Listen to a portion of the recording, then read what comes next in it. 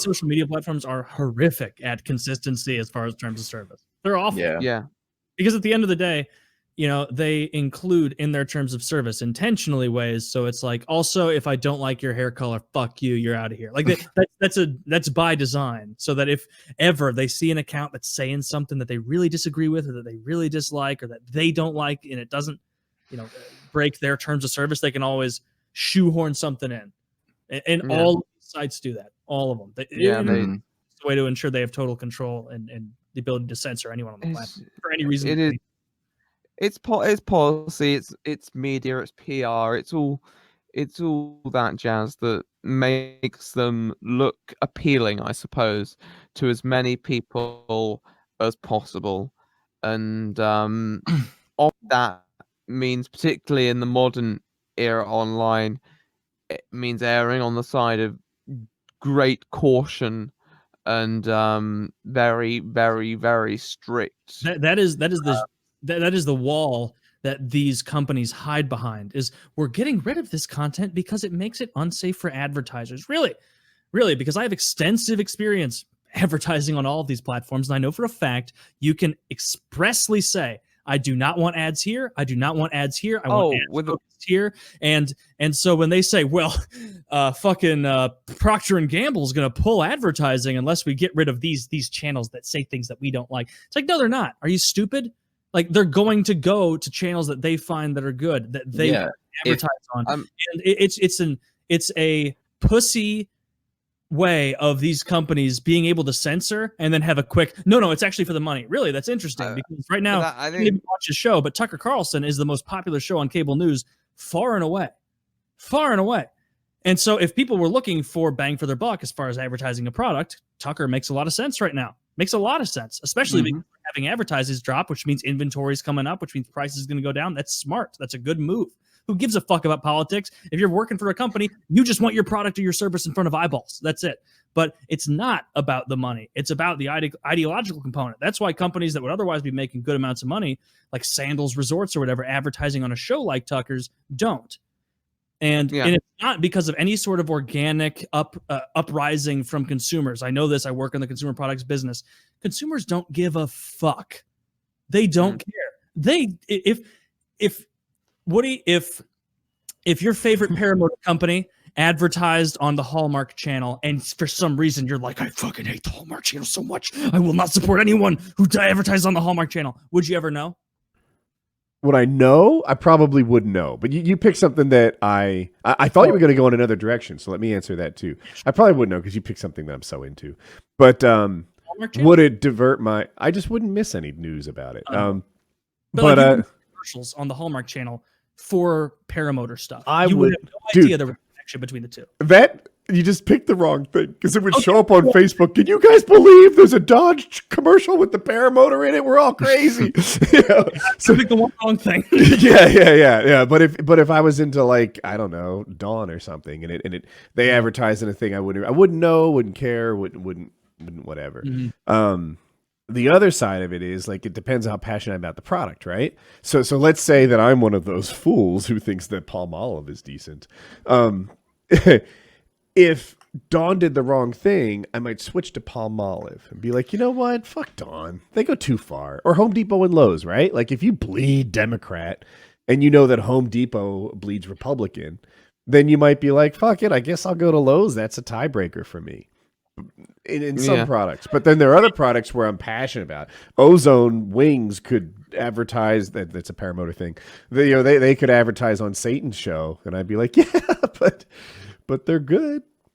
Yeah. See, and that's like, you're led to believe that way more people are invested about where companies they purchase products from or use services from are advertising and trying to get their name out there. Like, most people don't give a shit. And so all of these, like, oh my God, Sandals or Carnival Cruise, you gotta pull your budget out of XYZ and put it over here, or you're gonna lose a bunch of customers. It's a complete falsehood. My point is that I know from being in the industry and seeing this shit, all of these, like, big complaints, it's astroturfed. There's a couple of organizations that their entire purpose is to freak brands out and artificially augment messages. Like Sleeping Giants is a great example. That's an organization that astroturfs campaigns like this against certain products that if they don't like or they advertise.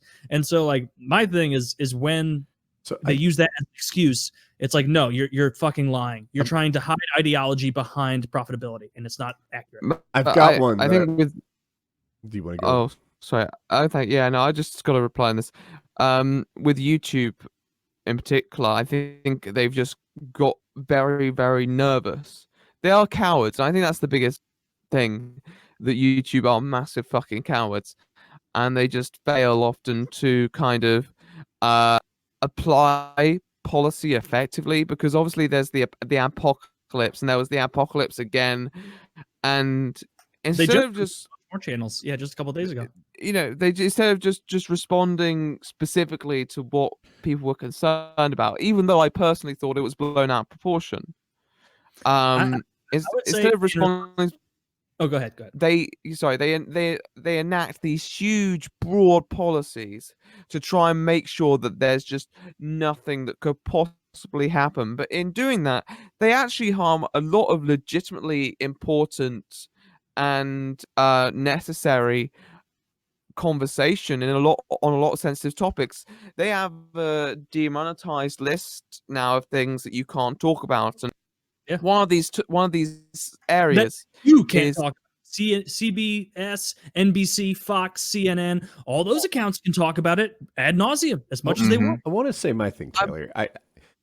The one example that I come up with, and I want to hear your opinion on it as a subject matter expert, Chick-fil-A, right? I can't think of another company associated with like gay hate as much as Chick-fil-A. Everyone calls them hate chicken, etc., but they're still doing pretty well. I don't know about COVID now, but let's talk about the overarching.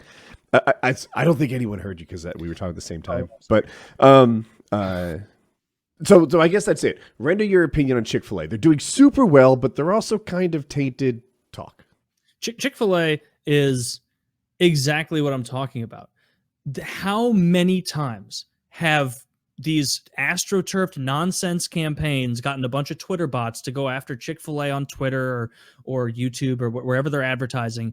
And you hate gays, you hate XYZ, you're evil, you're a bigot, you're a homophobe.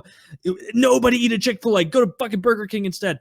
And time again, they are the most successful fast food place because, wouldn't you know it, they have great service and their food tastes good. It's objectively better than most fast food places. I'm sorry, it just is. That's why they do so well. And so that's a perfect example of a company that for the longest time, recently they folded and reneged on all the gay stuff. Or I don't even think it was obtusely gay stuff. I think it was it wasn't gay stuff. It was more like, they donate to the Red Cross or the Salvation Army, and that's a religious institution, and that religious charity believes this about gays or whatever. And so Chick-fil-A is an excellent example of how these astroturf campaigns, they're not real.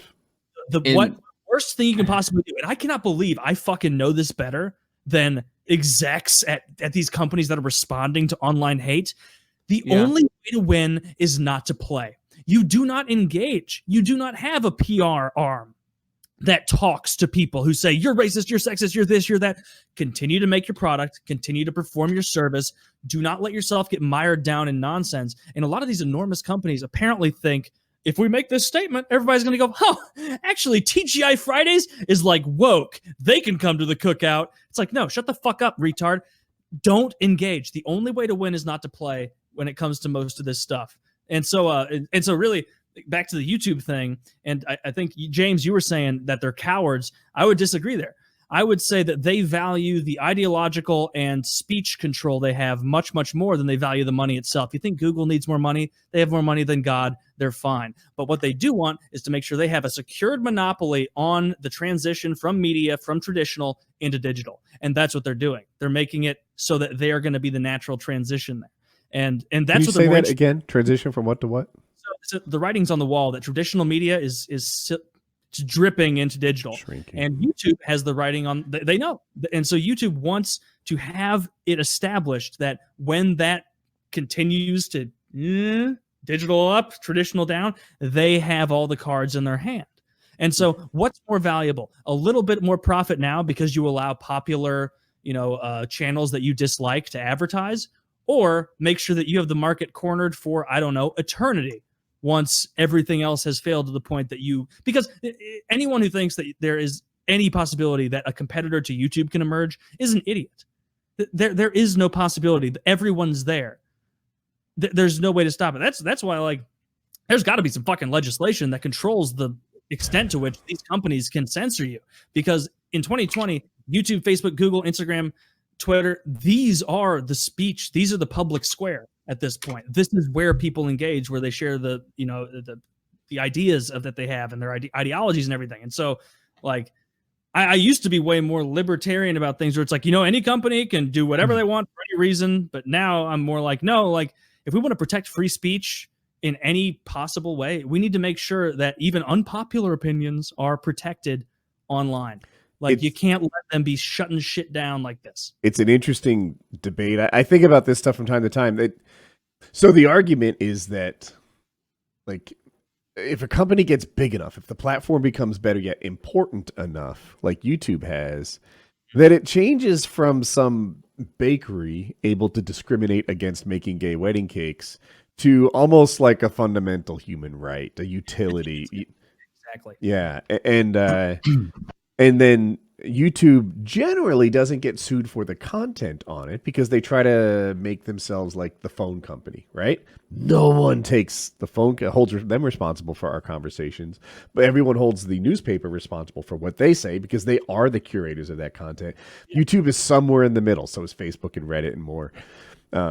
So, like, they kind of want the benefits of both worlds, where Reddit's not responsible for what I type, but on the other hand, they got rid of jailbait or whatever. Yeah. But also, I'm going to get rid of political subs I don't like, and I'm going to have an algorithm that pushes the things I do like to the front page. But I'm also not a curator. I'm a public. That you're right. Like that they're trying to have their cake and eat it too. A lot of these companies. Yes, and they can, because some of them are some of the largest donors to politicians. So they're going to continue to do whatever the fuck they want.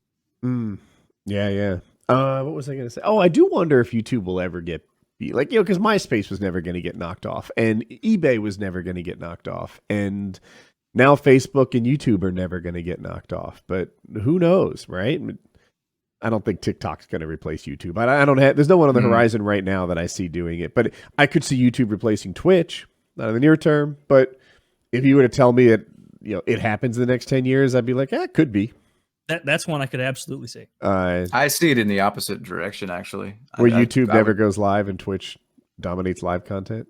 YouTube, yeah. I could see that. I could see Facebook getting live. YouTube's just missed the ball on live streaming so much over the past 10 years. I can't tell you why. From a technical standpoint, I feel like they're as good or better. I can tell you why. It's because there's no...